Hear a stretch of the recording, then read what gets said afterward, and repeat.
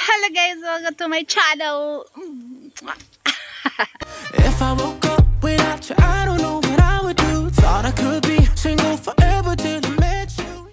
Ang saya-saya ko ngayon guys dahil sa wakas hindi na kami mahihirapan sa pag-igib ng tubig para lang malinisan ang kulungan o mapaliguan ang aming mga alagang baboy. Kunting share ko lang talaga sa inyo to guys ha. Dito kasi talaga sa lugar ni Lola, medyo pahirapan talaga ang tubig dito. Yung sa bukal pa kami kukuha ng inuming tubig at kung maliligo man kami sa sapa pa kami maliligo. Kaya kung patungkol talaga sa pag-aalaga ng mga hayop o baboy, medyo pahirapan talaga ang pagkuha ng tubig. Yung bang pagpawisan ka talaga hanggang kasingit-singitan mo dahil sa pag-iigib ng tubig. Kaya sa araw na ito guys, ang saya kong i-share sa inyo na bibili na talaga kami ng jet pump o water pump ang tawag. At electric ang nagpapagana nito kaya nagpapakabit kami at medyo may kamahalan talaga ang gastos nito guys. At kahit ganun ay itinuloy ko pa rin dahil negosyo naman ang ginagawa natin dito. At isang beses lang din naman tayo gagastos ng ganun kamahal. At ito nga pala si Kuya Warren, ito busy na siya sa pag-set up ng makina. Dito sa may fish pan kasi kami kukuha ng tubig, higupin ng makina yung tubig papunta doon sa kulungan ng baboy. At ayon kay Kuya Warren, kailangan raw namin itong gawan ng bahay itong makina kasi bawal tumabasa pag umuulan. Dahil raw baka masira o mag-ground yung makina dahil kuryente ang nagpapagana nito. Kaya gagawan namin yan ng paraan sa susunod pero sa ngayon ipapakita ko muna sa inyo kung saan ako kumukuha ng tubig. So dito nga ako nagigib ng tubig. Itong kahoy na maliit na to ang pinapatungan ng paa ko at sinasalok ko sa timba yung tubig paakyat. Irrigation canal kasi ito para sa palayan nila. Ang source ng tubig dito ay galing sa sapa. At ang tubig na dito ay nakakapasok din yan sa fish pan namin doon sa may tilapyahan. At malay nyo sa susunod ma-update ko kayo about sa tilapia. Pero sa ngayon, dito muna tayo sa aking mga alaga. Pero parang oras na ng kainan ngayon ha. Tingnan nyo, may manok pa nakapatong dyan. Nag-aabang yan na para sa mga pagkain ng aking mga alagang baboy. Nako na lang. At alam nyo bang kada pakain ko ng aking mga alaga, nako, andyan din sila, kumakain din dyan sa loob. Kaya naisip ko na talagang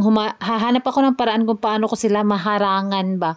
Paano kaya pero sa susunod i-update ko yan sa inyo. At ito na nga si Kuya Warren, natapos na raw niyang i-connect yung makina sa electric. At ang i-connect niya ngayon ay yung hose ng tubig. At 1/2 ang sukat ng hose na ginagamit namin dito. Ito nagpapatulong na siya sa akin, tinawag na niya ako para daw matapos na yung trabaho niya at malinisan na yung kulungang baboy kasi namamaho na raw. Ay, tabangan, di ka gyapti. Na kami, may tubig na dito. Libre ra. Malimpyo na sila. Kuratan sila oy. Yeah, ako kuya. Ato pa daw dyan. Sana all. Tubig na tispan mo. Adi ko, pasudla na ron. Adi pa po ni kahorot siya sa adi pa. Kasi basi nung gamay ra ka ito. Hindi ba ni gamay ra mo istorya ha? Ha? Mo ra istorya ha.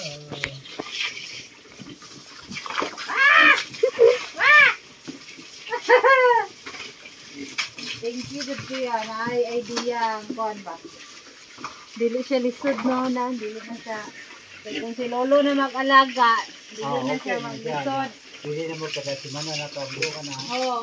Hindi na po every week na mo. Okay, lao ni.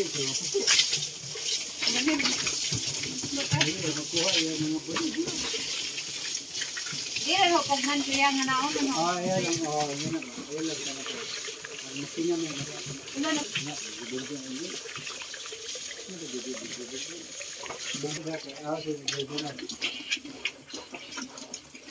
Sabi sila, tanawa na kasama. Sige. Okay